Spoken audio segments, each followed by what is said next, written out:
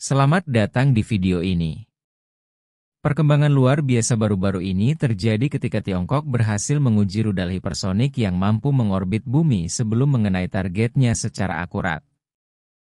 Acara ini tidak hanya menunjukkan kemampuan unggul Tiongkok dalam teknologi hipersonik, namun juga menimbulkan kekhawatiran di kalangan pejabat pertahanan. Dalam video hari ini, kami akan memberikan pandangan mendalam tentang acara ini. Jangan lupa untuk berlangganan saluran ini agar terus mendapatkan lebih banyak konten menarik seperti ini. Kami dengan tulus menghargai dukungan Anda. Rudal yang ditunjuk sebagai DFZF diluncurkan dari fasilitas pengujian.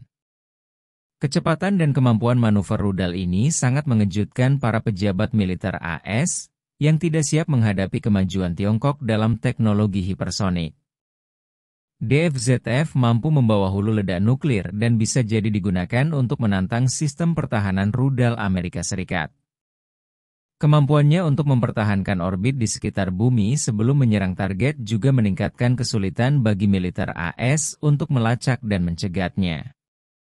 Para pengamat dan pakar pertahanan telah menyatakan keprihatinan mereka tentang teknologi hipersonik ini, menganggapnya sebagai potensi ancaman terhadap keamanan nasional AS. Meskipun Amerika Serikat juga telah mengembangkan teknologi hipersonik, keberhasilan uji coba ini membuat para pejabat militer AS lengah, dan menggarisbawahi pentingnya mempercepat upaya pengembangan hipersonik mereka sendiri. Tiongkok belum memberikan komentar resmi terkait uji coba tersebut. Namun media pemerintah telah melaporkan bahwa ini adalah bagian dari upaya berkelanjutan untuk mengembangkan teknologi militer canggih guna menjaga kepentingan keamanan nasional. Teknologi hipersonik melibatkan pengembangan dan penggunaan kendaraan, rudal, atau pesawat yang mampu mempertahankan kecepatan minimum Mach 5, yang setara dengan 5 kali kecepatan suara atau sekitar 6.000 km per jam, 3.728 mph. Teknologi ini mewakili kemajuan signifikan dalam bidang dinamika dirgantara, membuka jalan bagi pergerakan yang lebih cepat dan efisien, khususnya dalam aplikasi militer. Teknologi ini memiliki potensi untuk merevolusi peperangan dalam dua cara utama. Pertama, dengan meningkatkan kecepatan dan waktu respons.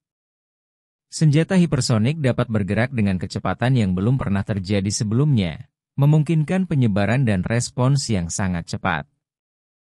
Hal ini secara dramatis mengurangi waktu yang dibutuhkan serangan militer untuk mencapai targetnya, sehingga memungkinkan pengambilan keputusan dan tindakan yang cepat dalam situasi konflik. Kedua, kendaraan hipersonik memiliki kemampuan manuver yang tinggi saat berada dalam penerbangan, memungkinkan mereka untuk menghindari sistem pertahanan rudal dan membuat tindakan balasan yang ada jauh lebih sulit untuk dicegat. Kemampuan manuver ini secara signifikan meningkatkan kemampuan bertahan hidup dan efektivitas mereka terhadap sistem pertahanan udara tingkat lanjut. Keberhasilan uji coba yang dilakukan Tiongkok telah menyoroti kemajuan pesat dalam teknologi hipersonik dan potensinya untuk mengubah dinamika strategi dan operasi militer. Deteksi dan pencegatan senjata hipersonik menimbulkan tantangan signifikan terhadap sistem pertahanan tradisional karena kecepatan dan kemampuan manuvernya yang belum pernah terjadi sebelumnya. Kecepatan senjata hipersonik mempersulit sistem radar untuk mendeteksi dan melacaknya secara efektif. Terbatasnya waktu antara deteksi dan dampak mengurangi waktu reaksi, sehingga menyulitkan sistem pertahanan untuk meluncurkan pencegat atau tindakan balasan lainnya. Kemampuan manuver senjata hipersonik yang dapat mengubah arah di tengah penerbangan membuat mereka tidak dapat diprediksi dan lebih sulit untuk dilacak. Hal ini memungkinkan mereka menghindari sistem pertahanan rudal yang bergantung pada prediksi jalur penerbangan yang lurus atau dapat diprediksi. Senjata hipersonik yang dikembangkan oleh Tiongkok menghadirkan tantangan signifikan terhadap sistem pertahanan tradisional dalam 3 aspek utama. Pertama, penampang radar mereka yang kompak, karena kecepatan dan desain khusus menghasilkan tanda radar yang lebih kecil dibandingkan dengan rudal balistik tradisional, sehingga membuatnya lebih sulit dideteksi pada jarak jauh. Kedua, mereka seringkali dirancang untuk terbang di ketinggian yang tidak terlalu terpengaruh oleh kondisi atmosfer, memungkinkan mereka mempertahankan kecepatan dan kemampuan manuver. Membuat mereka sulit dideteksi dan dicegat oleh banyak sistem pertahanan yang dioptimalkan untuk target di ketinggian yang lebih rendah. Selain itu, sistem pertahanan rudal yang ada, seperti yang dirancang untuk mencegat rudal balistik, tidak cocok untuk melawan senjata hipersonik karena profil penerbangan dinamis dan kecepatan tinggi mereka.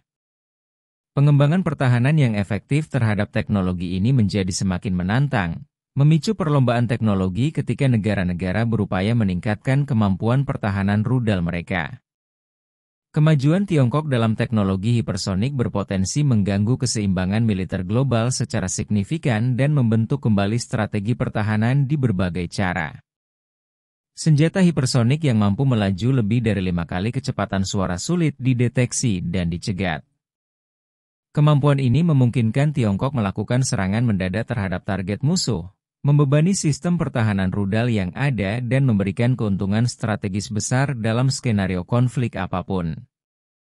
Pengembangan kendaraan luncur hipersonik yang mampu membawa hulu ledak nuklir juga mempersulit stabilitas strategis, mengurangi efektivitas sistem pertahanan rudal, dan berpotensi mengarah pada situasi di mana kehancuran yang dijamin bersama menjadi kurang pasti, yang pada gilirannya meningkatkan risiko penggunaan nuklir dalam konflik. Sebelum melanjutkan lebih jauh, beritahu kami apakah Anda menyukai videonya. Jika ya, silakan klik suka dan bagikan, dan mari kita lanjutkan. Signifikansinya tidak hanya untuk aplikasi nuklir, tetapi juga untuk peperangan konvensional. Misalnya, rudal anti kapal hipersonik dapat menimbulkan ancaman serius bagi angkatan laut. Sementara sistem hipersonik Glide dapat menantang sistem pertahanan udara dan memungkinkan serangan yang tepat terhadap infrastruktur penting. Kemajuan Tiongkok dalam teknologi hipersonik tidak hanya menunjukkan kepemimpinannya di bidang ini, tetapi juga dapat memicu perlombaan senjata dengan negara-negara lain seperti Amerika Serikat dan Rusia, yang berpotensi mempercepat program hipersonik mereka sebagai tanggapan. Hal ini bisa menyebabkan peningkatan belanja militer global dan berpotensi mengganggu stabilitas lingkungan keamanan internasional.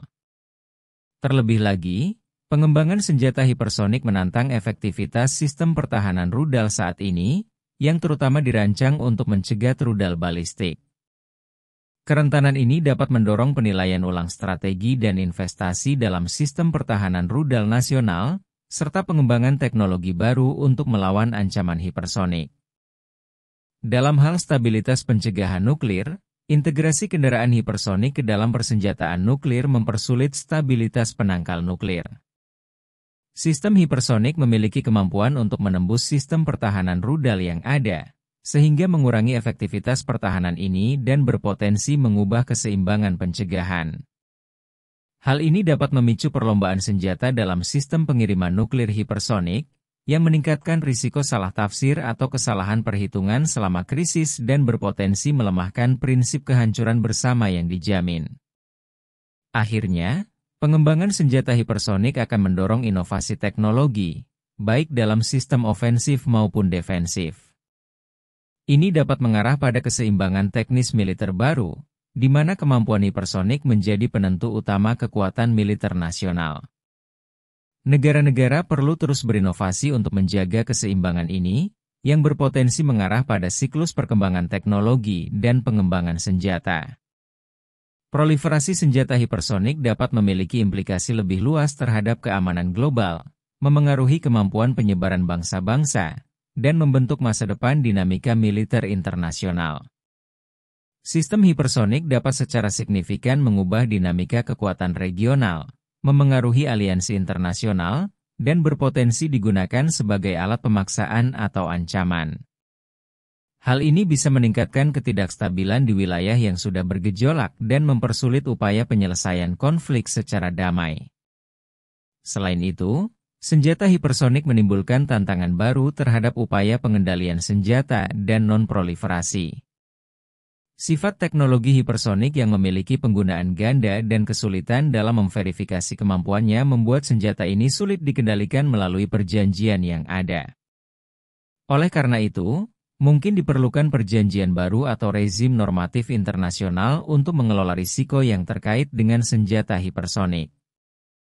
Terobosan Tiongkok dalam teknologi hipersonik adalah sebuah game changer yang memiliki implikasi besar terhadap strategi keamanan dan militer internasional. Terobosan ini menantang keseimbangan kekuatan militer saat ini, memaksa negara-negara untuk menilai kembali kemampuan pertahanan mereka, dan berpotensi mengarah pada perubahan signifikan dalam perlombaan senjata global, strategi militer, dan arsitektur keamanan internasional. Kepemilikan senjata hipersonik juga meningkatkan kemampuan Tiongkok dalam komunikasi dan pencegahan strategis, yang memungkinkan negara tersebut untuk secara lebih efektif menunjukkan kekuatan dan niat militernya. Hal ini berpotensi mengubah aliansi dan postur pencegahan, baik secara regional maupun global. Selain itu, memamerkan teknologi militer canggih dapat dimanfaatkan untuk memproyeksikan kekuatan dan pengaruh di arena diplomatik dan ekonomi. Kemampuan hipersonik Tiongkok dapat digunakan untuk menegaskan kepentingannya dalam perselisihan regional dan memperkuat posisinya di forum internasional. Munculnya senjata hipersonik secara signifikan mengubah lanskap peperangan modern dengan implikasi luas yang melampaui medan perang, hingga hubungan internasional dan keamanan global. Dampak utama senjata hipersonik di masa depan peperangan termasuk potensi keusangan sistem pertahanan yang ada dan meningkatnya perlombaan senjata. Salah satu dampak paling kritis adalah kemampuannya untuk menjadikan sistem pertahanan yang ada saat ini menjadi usang. Sistem pertahanan rudal tradisional, yang dirancang untuk mencegat rudal balistik dengan lintasan yang dapat diprediksi, seringkali tidak efektif terhadap kendaraan hipersonik seperti Hypersonic Glide Vehicles, HGVS, dan rudal jelajah, yang memiliki kemampuan manuver tinggi dalam penerbangan. Kemampuan manuver ini melemahkan efektivitas sistem pertahanan rudal yang ada dan memaksa negara-negara untuk berinvestasi dalam teknologi baru guna melawan ancaman hipersonik.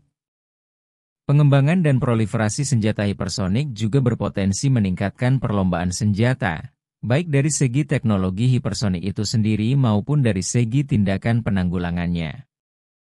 Negara-negara telah melakukan investasi signifikan dalam pengembangan, penelitian, dan penyebaran senjata hipersonik. Kompetisi ini tidak hanya membebani anggaran militer, tetapi juga meningkatkan risiko kesalahan perhitungan strategis dan memicu perlombaan senjata dalam teknologi terkait, seperti sistem radar canggih, sensor berbasis ruang angkasa, dan kemampuan peperangan elektronik. Pergeseran taktik dan strategi operasional juga menjadi aspek penting lainnya. Kemampuan yang ditawarkan oleh senjata hipersonik akan memerlukan evaluasi ulang terhadap taktik dan strategi operasional. Kemampuan manuver cepat dan potensi muatan nuklir atau konvensional dalam sistem hipersonik akan memaksa militer untuk mempertimbangkan kembali strategi penempatan pasukan dan perencanaan operasional.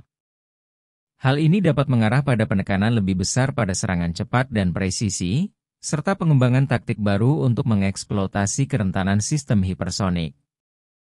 Mengelola risiko yang terkait dengan teknologi hipersonik akan menjadi tantangan besar bagi komunitas internasional di tahun-tahun mendatang. Bagaimana pendapat Anda mengenai video ini? Jika Anda punya pendapat, silahkan tuliskan pendapat Anda pada bagian komentarnya. Dan jika Anda suka dengan video ini, silahkan klik like dan subscribe. Dengan begitu kami akan membuat video lainnya untuk Anda semua. Terima kasih dan sekian dulu, dan sampai jumpa di video berikutnya.